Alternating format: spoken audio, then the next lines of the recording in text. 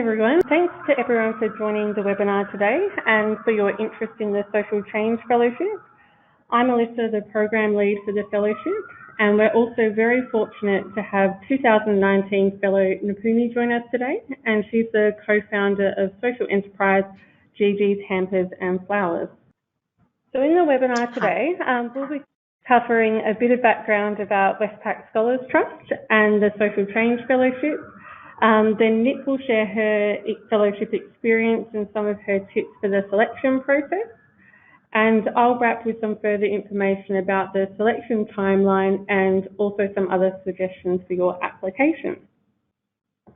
So to start with, I thought it might be worthwhile giving a bit of context about the Westpac Scholars Trust. In 2017, Westpac celebrated its 200th anniversary and created a unique $100 million scholarship fund. The intent of this fund is to support the next generation of brilliant Australians to challenge, explore and set new benchmarks in innovation, research and social change. The Trust awards 100 scholarships each year, and our Westpac scholars are people that are from all walks of life, but they're really united by their generosity of spirit to help others and also their drive to make a difference to Australia. And since 2015, we've awarded over 470 scholarships to the value of over $22 million. And we've centred the scholarships around three key focus areas that we believe are at the heart of Australia's future growth and prosperity. These are on the screen now, but they're focused around technology and innovation, Australia-Asia ties, and the one we'll be focusing on more today, positive social change. So we have 5 scholarship streams which are listed on the screen now. 4 of our programs are run in collaboration with our university partners. So this includes the Research Fellowship, which supports early career researchers to undertake groundbreaking research here in Australia.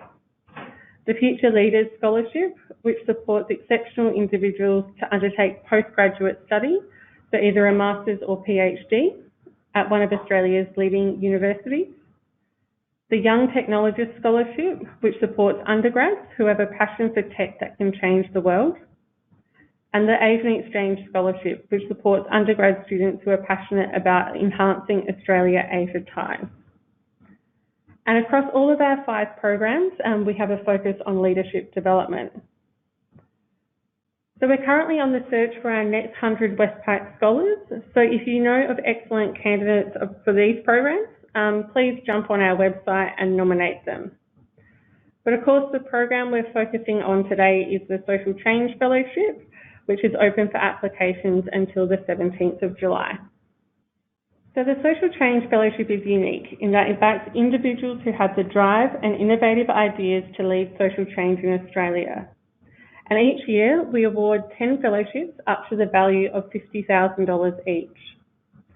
So we're now entering our 6th year of the fellowship, and it's open to people from any sector.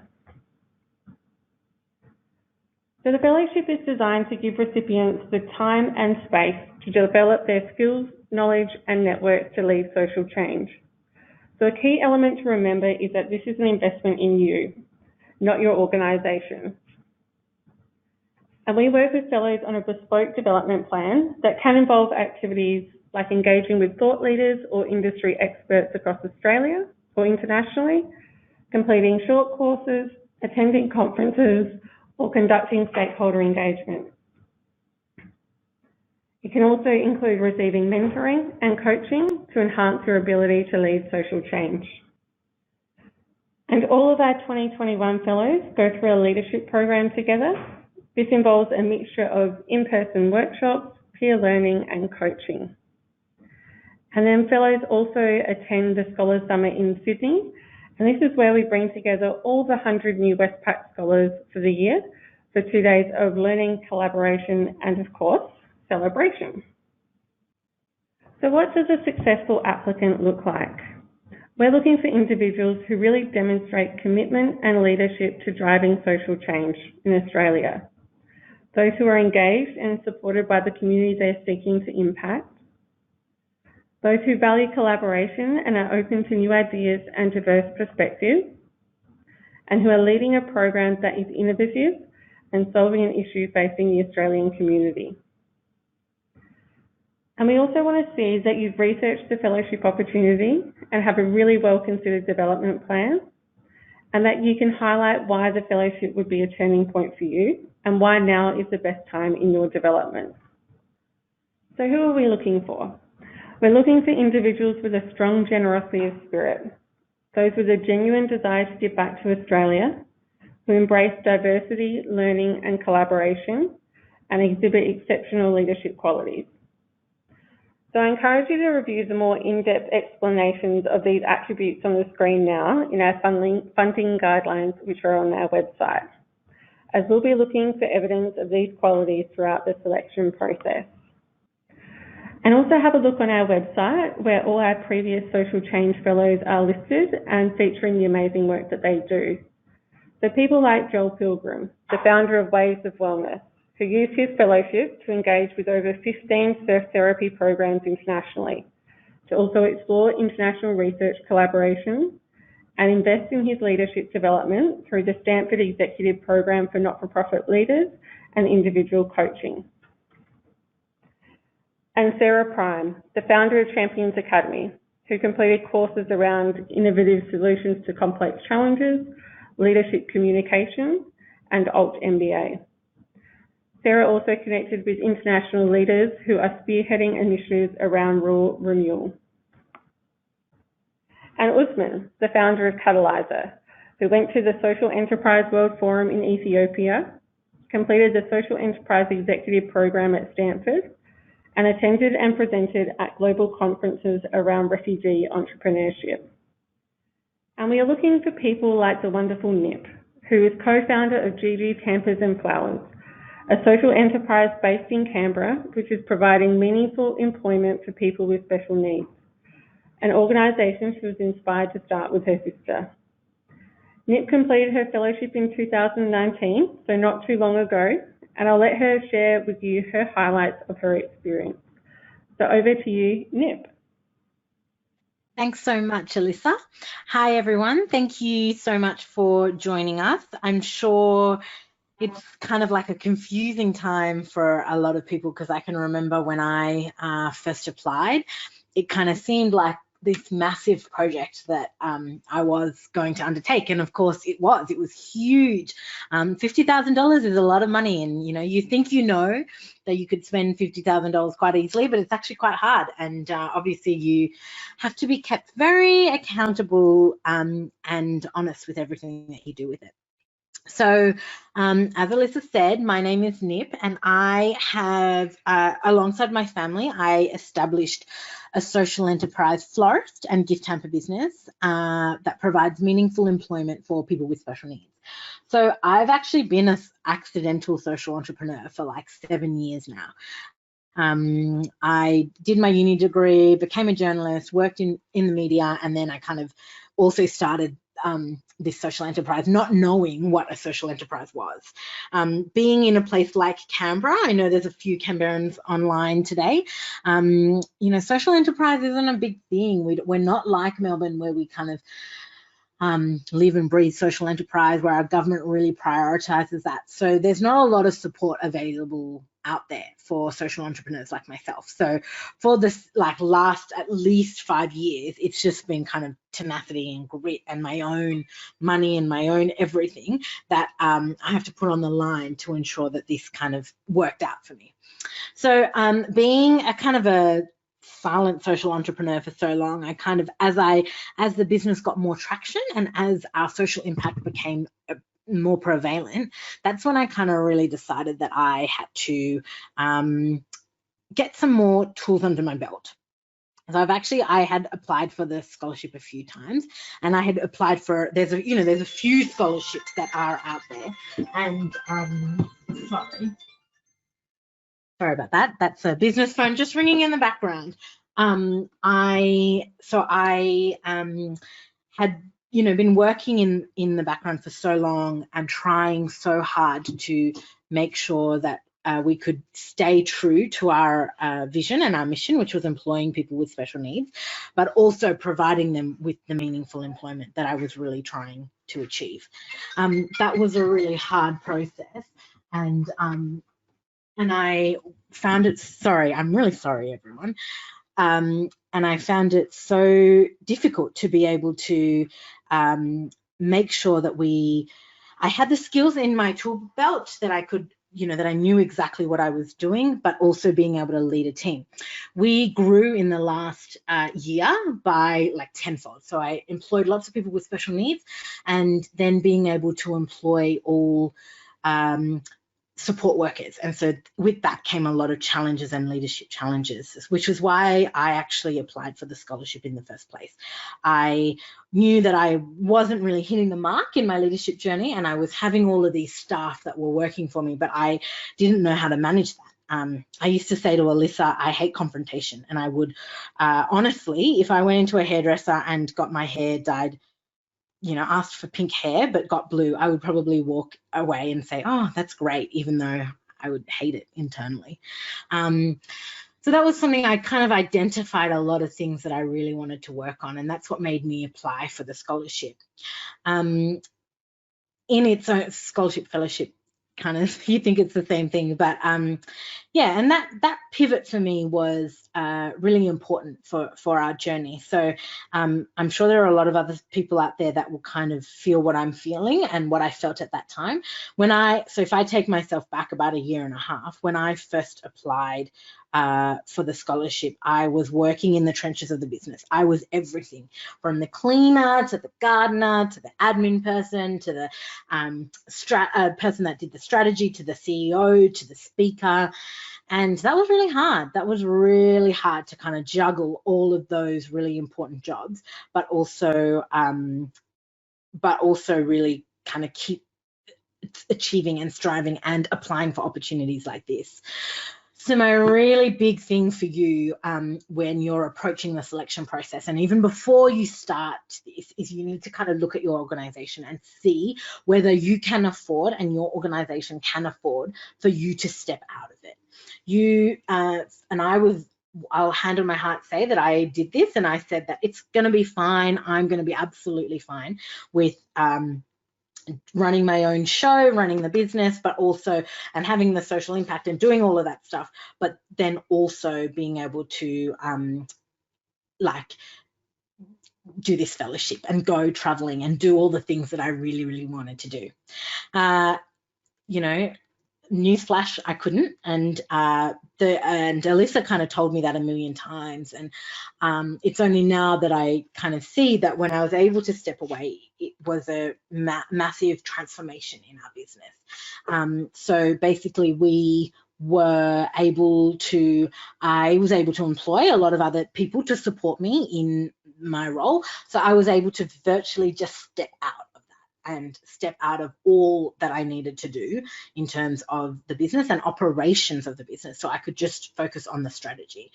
That's going to be really important. So in your first step, if you're kind of looking at applying or you're not quite sure, I would definitely see that your organization is sustainable and it's not reliant on you. That's really, really important. The other thing is, there are a lot of leadership challenges that as social entrepreneurs we have. We need to prove our impact, but we also need to keep the bottom line and the business running. It needs to be a sustainable enterprise. So I would probably say to you, when you're kind of going through these first steps of applying, make sure that you know that you've got a sustainable business. You're not going to be sitting up at night when you're traveling around the world worrying about your bottom line or something like that. Don't get me wrong, you're going to have to do some work. We are social entrepreneurs. We don't have great capacity in our organizations, and that was kind of a trigger, like a friction point for me, because I kind of didn't understand how we were expected to leave our organizations for an extended period of time, but then also given that we don't have great budgets, I'm sure that everyone sitting there I'm yet to find a social entrepreneur that has a massive budget for them, that they can kind of bring in all of the resources for them to just step out. So I think it's just building your sustainability and ensuring that your business is a sustainable business model, and that isn't just you. It can't be super reliant on you. So for my fellowship, I did it in two parts. I actually, I know that the provisions have changed a little bit, but at the time we were only allowed to take one international trip. So I actually decided to split it in two, just because that's what personally needed to happen, but also for my business it needed to happen. And I couldn't be away for a very, very, very extended period of time. So I ended up doing two trips, just how the dates worked. My first trip was to Los Angeles, and I did this awesome Business Chicks course. So the organization Business Chicks actually run an like a study tour for a week, and then we kind of traveled and saw businesses and met businesses in Los Angeles, while also doing a course at UCLA, and then also partnered with the Disney Institute and did this really incredible leadership and business development course at Disneyland, which was just like, I can't even, it was so amazing. It was such an awesome experience, and that enabled me, I still use the activities that we learned at Disneyland as team bonding activities for my staff, because I have a very transient workforce, and I'm constantly doing that for team building and stuff like that, which has been an amazing experience for me. We also visited a lot of businesses in that have headquarters in Los Angeles, spoke to their founders, spoke to their CEOs, and yeah, that was just an incredible way. Also, Business Chicks, for anyone that has kind of done their conferences or something like that, they're awesome women supporting women, and I really, really loved that kind of environment, and that whole experience has really kind of set me up. I was just appointed to their diversity and inclusion board, and that's kind of one of my career highlights, and wouldn't have happened without this experience and my fellowship experience. So then I did another part, which was I went to Boston and New York, and I visited lots and lots of social enterprises around there, but whilst also doing a Harvard course. So when I was planning my fellowship and doing my development plan, I was a bit of a lost goat, to be completely honest. My one thing is that Alyssa is honestly a god when it comes to all of this stuff, and she is just fantastic at helping you navigate it, because she's kind of seen millions and millions of development plans before. So anyway, I went over to Los Angeles, and I kind of, in my mind, when I went over to Boston. In my mind, I was like, right, I'm going to do, I want to go to Harvard. I want to, that's something I really want to do, but I also want to work on those negotiation skills and all those skills that I kind of knew that I was lacking in. Luckily for you now, the foundation and the fellowship opportunity, they actually do some leadership testing on you. And that is some amazing pieces of work. So you do a lot of, you get your report back, and you get your staff and your people that you manage and people that may manage you and all that stuff to complete this stuff. And that was really, really beneficial, because I kind of learned where I was weak and where I was strong. And I kind of wish I had those to kind of navigate what courses I ended up doing. But I did do a change management course, which, to be completely honest with you, I walked in and I was sitting in a room just full of powerful, powerful people from all around the world. And I felt like a bit of a lost goat, because I was kind of, this social entrepreneur from Canberra with an organization that probably did less than 500,000. And these people were running $1 million companies, and I was so lost. So I sat in that classroom and I really struggled, because I wasn't quite exactly sure what I was actually doing. And for a little while there, I was just so lost, it just went totally over my head. But then amazingly, our organization went through a lot of change, and a lot of staff changes, and a lot of management changes. And that course just really came in handy from a change management kind of perspective. And, you think that your small organization compared to a big organization is so different, but actually it's not.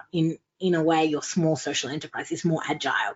You can adjust much better rather than having to continually change and change and change. So yeah, the change management course was awesome. I loved every aspect of that. But when I was kind of curating my scholarship, and when I was developing my objectives, with that came personal development. So you need to really think about you. I walked in, and for the years that I had applied, and also applied for all of the other, there's a lot of scholarships and fellowships available. You know, there's the My Innovation Fellowship. There's some great ones coming out of some universities, and they're all kind of, often they're focusing on your organization. However, the Westpac Social Change Fellowship, it's actually focusing on you. You have to stop thinking about your organization for once. I know it's really hard as social entrepreneurs. You have to stop thinking about your organization, and you need to start thinking about you. You need to really, like, obviously Westpac supports organizations and they do some incredible stuff in that space, but what it is about is it's you. You need to find what you need to develop, and then go from there, and that's how you construct your objectives and your plan. So I would suggest when you're constructing your objectives, you get in, you kind of write the things that you want to develop personally. So what is a trigger point in your organization? What is a trigger point for you personally? And then work on doing them. I would also, number two, I would also suggest, think about kind of best case scenario. Someone's going to give you unlimited money, and what is it that you wanted to do? So like, just for example, one thing I really wanted to do was at one point, like, I was really interested in franchising GGs, and it's still kind of on the cards. And so I was like, wouldn't it be great to find the best franchisor in the whole entire world, which is McDonald's, and learn and go and sit in their head office for a week and just kind of work with all of their teams. And that's kind of what my advice would be, is think big and see what you can kind of do, because this is an opportunity where sure, the smaller courses on negotiation and conflict and time management and stuff have been amazingly beneficial for me. But what's actually going to be far more beneficial is the things that you can't put a price on. And you have Westpac backing you. You have such a big, to be able to say you're a social change fellow, you're just traveling around the whole world to be able to do it. That's just an enormous privilege that most people don't get to have. So think radically. Think of as something that would be really, really helpful for you personally, and what you would really love to learn, and then go from there. I always kind of said, look, I'm going to shoot for this, and then shoot for the stars, and then at least you kind of fall somewhere below that. And that's been kind of one thing that I've really done. So the same thing goes to the Business Chicks thing. The Business Chicks course, it was so unachievable for me. It was really expensive. I just didn't think I could get it over the line, but I managed to, and it was hands down one of the best experiences of my absolute life. And kind of controversially, it was probably better than Harvard. Harvard is awesome, and it is such an incredible privilege, but don't get stuck in the things that everyone does. That I would really suggest for you to kind of think outside the box. And the opportunity to kind of study at Disneyland, their business model is just incredible. And obviously they have social impact, but they also have their customers at the forefront of their minds. So think big and think about yourself. They're the two things. I know you're going to find it really hard to think about yourself, but that's so important in what you're doing. And so the highlights of my fellowship and the key learnings was being a Westpac fellow. Like, being part of that community is just incredible. What you don't think about is this sounds so cliche, but the people that you meet. Your fellow fellows will be, kind of your greatest friends and your greatest allies, and because you're kind of doing the same thing. And I know that the way that the program has changed now, there's a lot more group coaching. We did a lot of group coaching with some amazing people. We do storytelling workshops. You do a lot of stuff together, and that's what kind of you grow a great community from. And I think, for years to come, we're all doing different things in different worlds, but being able to come together and meet up in Melbourne for a conference or something like that is really great. My other thing that I have really benefited from is the W100 network. So I have some great plans to do some, work experience placements at some of the other social enterprises that have had fellows come through the program, or other scholars. And that is truly a remarkable ability, because you have these amazing people at your disposal that have been where you are, that want to help, that have benefited so greatly from other people providing information and experiences and stuff like that. So they're the things that are going to shake and make your kind of story. And the other thing is that you never leave the network. You're ingrained in this W100 family, and the things that they can offer, you can often have a really great example is Alyssa actually helped me with this, is that a lot of my staff struggled over coronavirus, and we had to, we were kind of in a really, really hard position of maybe having to make people leave their jobs, or for whatever reason there was a lot of personal angst that was happening, but also in their own personal lives. When you're dealing with people, you're going to naturally have problems, and personal problems or professional problems. And we as an organization really wanted to support them, and that was we felt as though providing EAP, which is Employment Assistance Program, and so that's basically like free counseling, we thought that would be really beneficial. I looked into the prices of that, and it was really out of reach for a small social enterprise, but I still wanted to provide that support with for my staff. So then I approached Alyssa, and we were able to tap into the Westpac EAP, which means that all of my staff are part of the Westpac EAP program, and they can just access that confidential free counselling for no charge to us or to them. That's a total game changer. When I applied for that scholarship, I didn't really think about that, but it's something that's so small but so powerful and beneficial to my organization. So yeah, the rewards for the scholarship and the fellowship are just far more than that travel experience.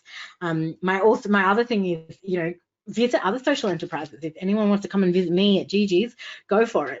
The best thing that you can do from this is tap into the network that you've already got at your disposal, learn how other social enterprises do things.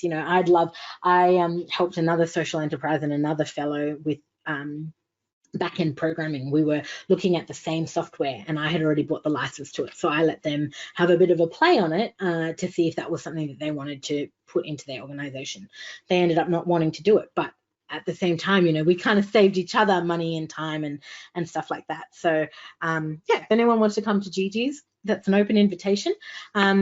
So yeah, I think the fellowship was truly life-changing, and I kind of try not to be really cliche about it, but it has been an incredible opportunity, and so I would definitely suggest, if anyone wanted to do that, to apply, go for it. And Alyssa is a really great resource for that. She knows absolutely everything. So yeah.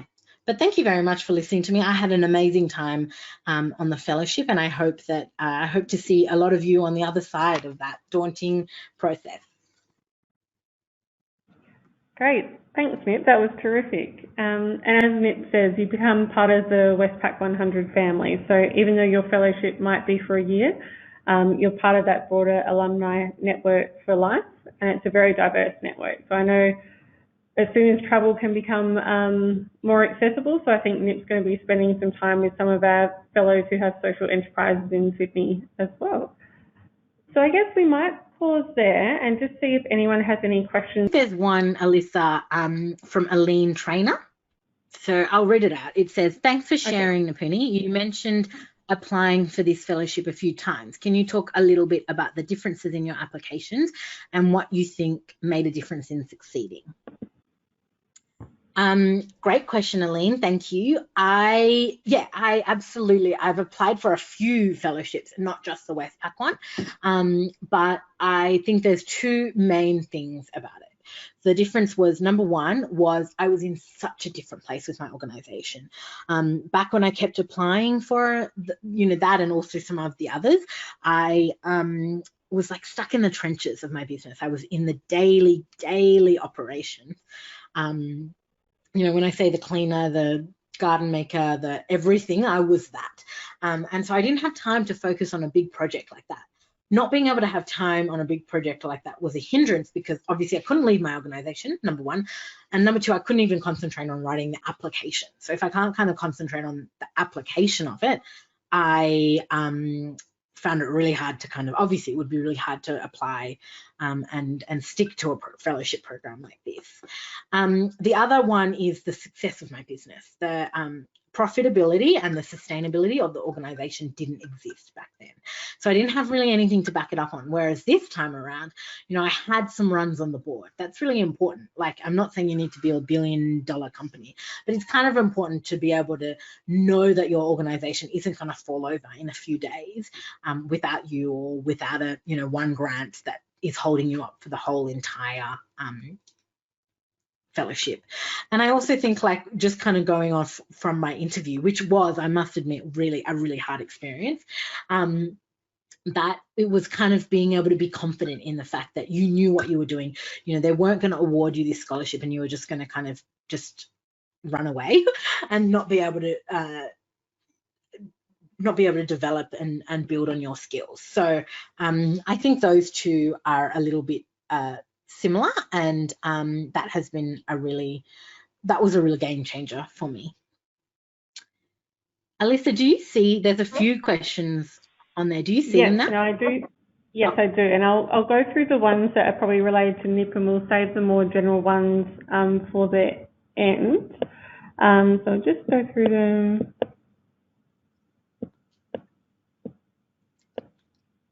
People loved your presentation, Nip, so thank you. I'm glad. I was worried that I'd been chatting everyone's ears off. I guess the question was around, you did talk about applying in previous years, and there's a few questions around this. What do you think made the difference to you succeeding in the end from your initial applications? Yeah, I think again, it's just coming again back to the runs on the board, being able to have a little bit more like experience in my organization and being able to focus it on you. It's not, you know, I used to apply thinking it was for my organization and how it's going to build the organization, but it's not about the organization. It's about you personally and your personal development to then make you a bigger leader. Not just for your organization, but for the social enterprise sector as a whole. Because, you know, if you kind of look in the investment, I now kind of do a lot of public speaking in the background, and I am able to mentor a lot of other social enterprises, and I'm kind of committed to that NDIS disability, meaningful employment kind of sector, and hopefully that's something that I can give back and give back and give back for years to come. Wonderful. And there's quite a few questions around if you need to be leading a social enterprise to be eligible.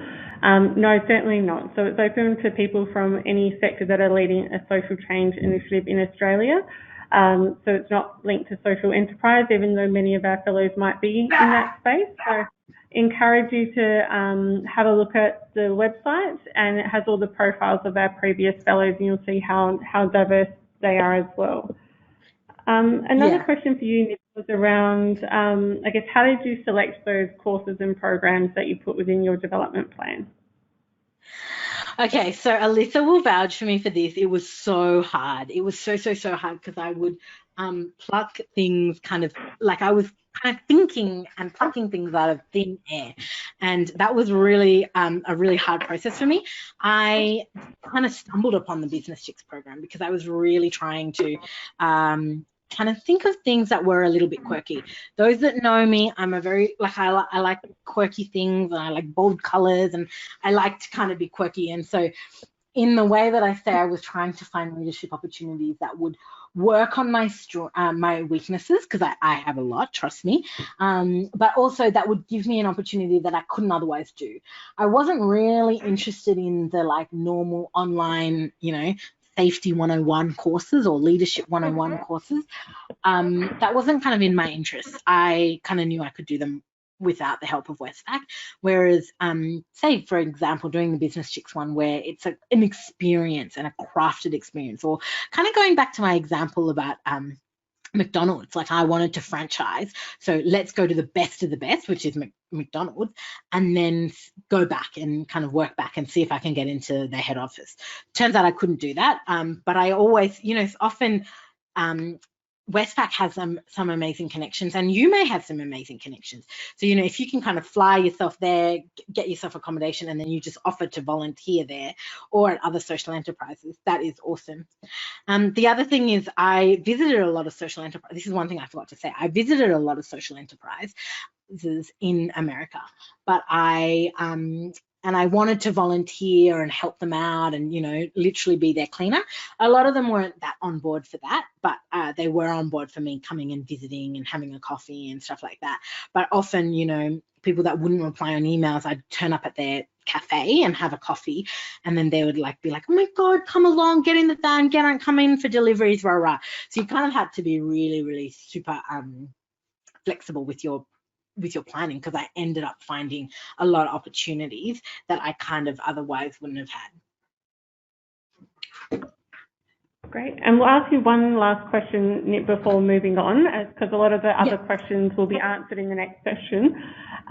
So did you have any trouble locking in the meetings with some of the social enterprises and leaders on your fellowship? And what were some tips you went about, I guess, locking in those connections? Yeah, absolutely. So locking in connections was so hard. I would cold call businesses. I hate calling people. I hate being a pest because I hate people pestering me. And so locking in those was so difficult. So actually what I ended up doing is I wasn't getting any response from anyone. So what I ended up doing is kind of just rocking up to, I flew into San Francisco, and that night I kind of was like, hey, I'm from Australia. I'm a social entrepreneur just like you. Can I come in tomorrow? Can I come and meet you tomorrow? Rah, rah. And it was a lot of kind of that stuff. And I found that the forward planning just didn't work. The other thing I did was some of the social enterprises, which I just couldn't get a hold of, I would just go and like have a coffee silently and then maybe kind of watch them a little bit, like a bit of a creep, and just kind of go, oh, you know, introduce myself, or rah. I also took like lots of little gifts. This is kind of a really random story, but I took lots of like little koala keychains and, you know, Australian Tim Tams and stuff like that. And so then I employ people with special needs. And so a lot of the social enterprises were employing people with special needs. So I would kind of go there and give their staff a gift and stuff like that. And it kind of showed that I wasn't just someone that was just interested in, I wanted to meet the staff and I wanted to hear what they were doing too.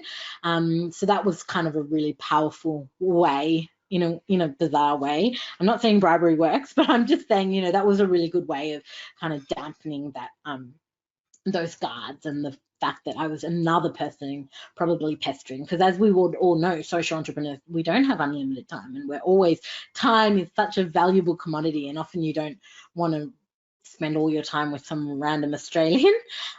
So I would say that was kind of a hindering point, but keep at it, and then if all else fails, just go there and turn up and just take it from there. But don't expect to be able to, people were not generous with their time. Like, I'm going to be completely honest here. People weren't, you think that you're going to go and spend a week with them, but that you're lucky to get 20 minutes. So don't you need to have a lot of other wraparound, like the courses and stuff is really important. And then schedule in meetings with the social entrepreneurs on either side of that. Great, thanks, Nip. I think, there's many tactics previous fellows have used, and also, trying to leverage your connections as well for those more deeper immersive experiences with people too. We'll continue on with the last part of the presentation, then there'll be time at the end for further questions. So as you know, applications close at 5 p.m. Australian Eastern Standard Time on the 17th of July. But we strongly encourage you to get in your applications earlier if possible. So once applications close, at least 2 reviewers assess each application. And from here, we shortlist the top 50 applicants across Australia to progress to the regional selection panels. All applicants will be notified around September of the outcome of their application and if they have progressed to the next stage. Also to note, just make sure you mark our emails as safe and check your spam, as we find emails occasionally end up there, particularly for Gmail, and we don't want you to miss any important updates. And those who progress to the regional panel stage will be invited to complete a video interview, which we'll brief you on, and you can record in your own time over a 4-day period. From here, the regional panels meet in September and are comprised of business, not-for-profit, academic and Westpac leaders. And they help us select the 16 national finalists. For those finalists that reach the national panel stage, we also connect you with a previous fellow to further develop your plan and to coach you in the lead up to the national panel. The national panel will be held in Sydney on the 6th of November. We are working towards an in-person interviews like previous years, and we will cover any domestic travel costs to Sydney, but in the current environment, we are exploring online options as well. So the 2021 Social Change Fellows will be notified early December following the meeting of the Westpac Scholars Trust Board. And then we work closely with the 10 fellows to finalise their plans and budgets.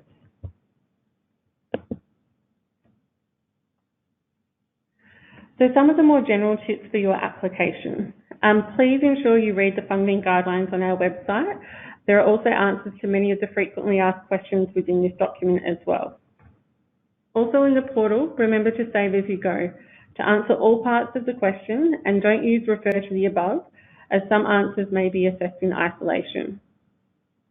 We also encourage you to use language that a non-specialist would understand and refrain from using acronyms if possible. And in your application, we also ask you to submit details for 2 referees. Please pick people that know you and your initiative really well. Referees are contacted for those that reach the national panel stage, and we'll let you know before reaching out to them.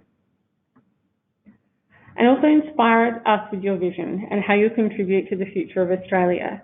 Remember, we'll be reading hundreds of applications, so take the time to share with us your story and bring your application to life. And as Nip said, really spend time considering why the fellowship would be a game changer in your development and why now is the right time. If you struggle to answer some of these questions in the application, then potentially next year may not be the right time to conduct a fellowship, and you may be best placed to apply in future years.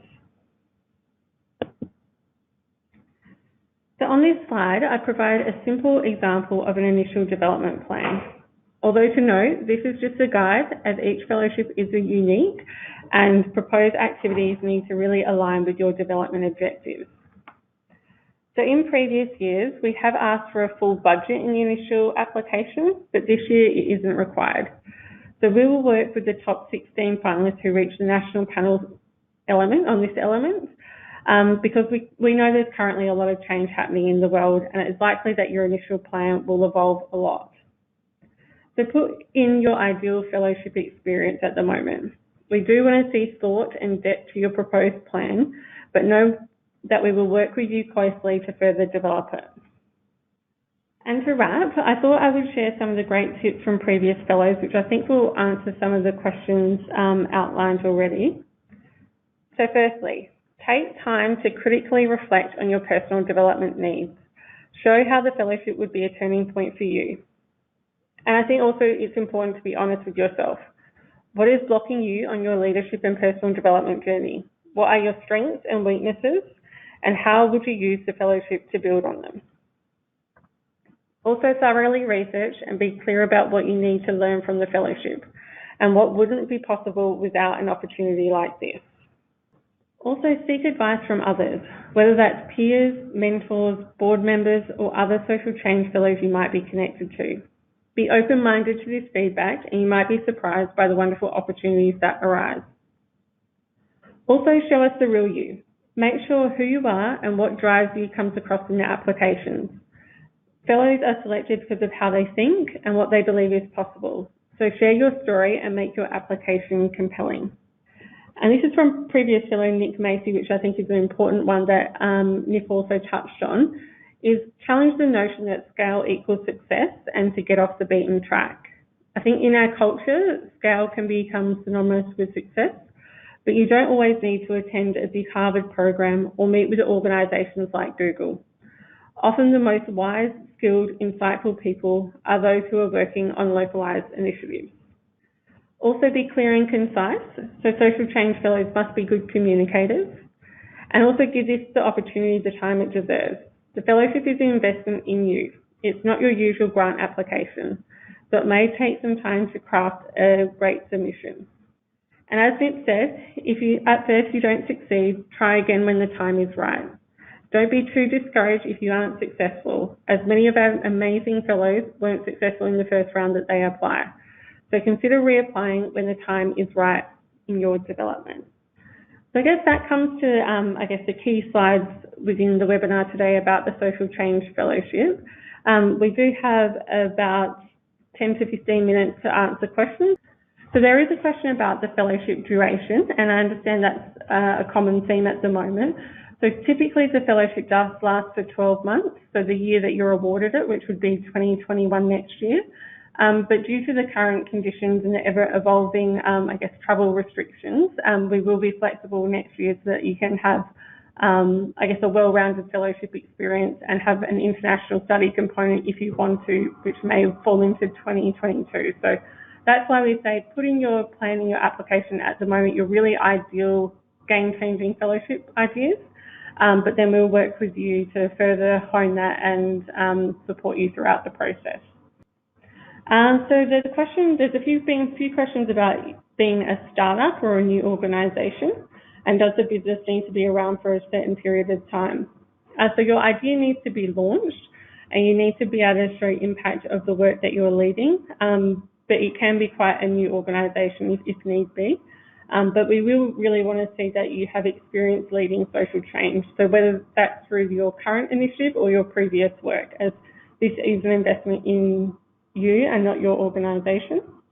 So are there regions in the world that should be avoided as learning destinations? So we take advice from the Smart Traveller website, and any areas that they deem as do not travel cannot be included within the fellowship plan. So I know currently that's a lot of places, but yeah, we'll work with you on your international study tour component.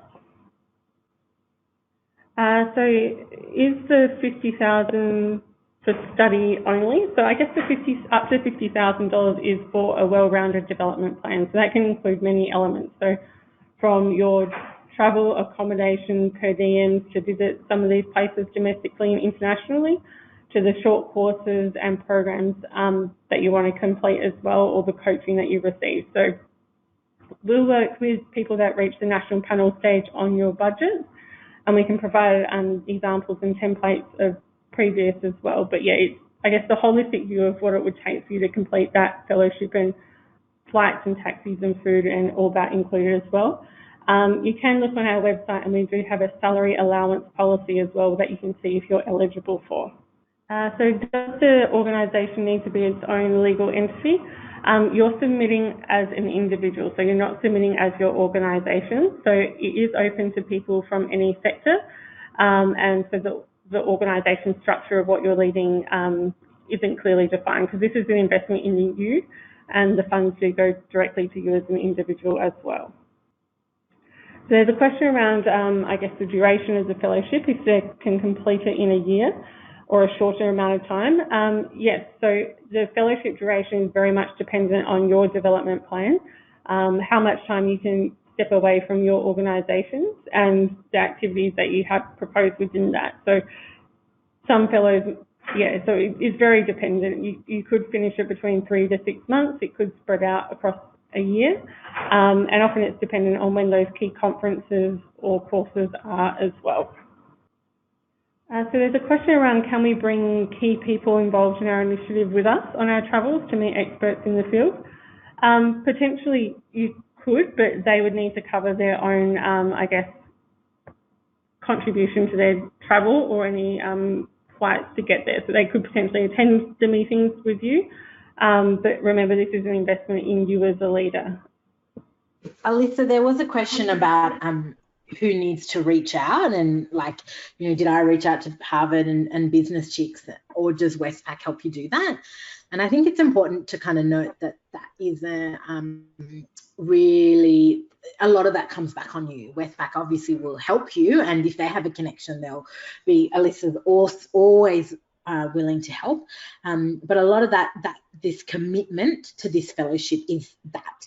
It takes a lot of time to build those relationships, to build those rapport, or build that connection, follow up, and all of that stuff. Maybe you need to kind of work out costing, all of that stuff. It takes a lot of time and energy and effort. So while it is also amazing, you have to kind of be really quite on top of that and plan and spend a lot of time and sacrifice a lot of time to make that commitment to reach out to those organizations.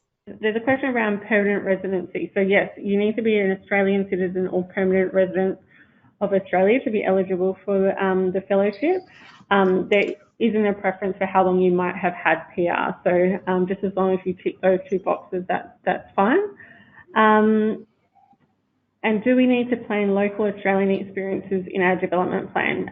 Yes. So in the example that I showed, which I'll try and go back a few slides, you would do your domestic experiences as well. And I think there is a wealth of knowledge and connections and programs within Australia. So don't feel like you need to have strong international experiences if it doesn't align with your development objectives. So I think there's some around if they're doing a part-time job along with their social enterprise, will this put the applicant in a disadvantaged position? As long as you can show that you have the leadership skills and previous experience leading social change, no, it would just be a question on timing for you. Can you create the time and space to make most use of the fellowship while juggling those other responsibilities as well? So there's a question around eligibility criteria in the conducting detailed research. No, this does not need to be academic or formal. It's more that it needs to be more than an idea for social change that you're leading. So either you have to have launched it or conducted really detailed research with, I guess, the target group and communities that you're seeking to benefit. So it doesn't need to be a formal education or academic research study. Is there a limit to who we can reach out to? No, of course there's not. I think within this initial development plan, I think just really focus on what are your development objectives and provide us with examples of the organisations or individuals that would be real game changers to you and your development. So I wouldn't worry at this initial stage to provide us with a long shopping list, but really some thought into who you put and to why they would be important to meet through the fellowship. So there is a question about the wage subsidy component, our salary allowance. So yeah, on our website there's a one-page document which outlines that, and generally it's covered for the time that you're travelling and unable to seek an income through your organisation. So for example, you might be travelling for 8 weeks and very much away from the business, and so the salary allowance would kick in for that time. But yeah, there is a document on our website with more information about that. And yes, we did say don't worry about the budget in this initial stage. So we'll work with you for those that reach the national panel on more of the budget elements, and also once you're confirmed as a fellow. This presentation, yes, you can get a copy of it. We'll forward it with a recording of the webinar next week. So question, I guess, about previous development plans and I guess seeing those of previous fellows. Yes, we do provide those with approval from previous fellows, mainly for people that reach the final stages of the selection process. We don't want the other people's experiences, I guess, to sway what your development objectives are. So we really want you to spend this initial time getting feedback around your growth areas as a leader and really hone them first. And then we can help provide suggestions on organisations, courses and programs that really might align to that. But also for those that reach the national panel stage, you also get matched with a previous fellow to help guide you. So there'll be a wealth of resources as well. So there's a question around what are the major changes to the program from that of last year. I guess the key change is the leadership development program that all of the fellows go through. That went through quite a change over the past year. So NIP was involved in that evolution of that program as well. And so I guess that's the key change. And then from there, the fellows have their own bespoke leadership journeys as well. But that leadership program, it covers things like reframing your constraints, looking at imposter syndrome, storytelling, looking at social innovation and systems change, your well-being as a social change leader, and also adaptive leadership.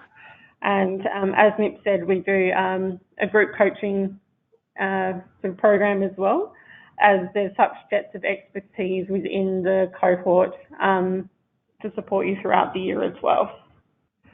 So there's a question around the flexibility in age restrictions. So you just need to be over the age of 18 to apply for the fellowship.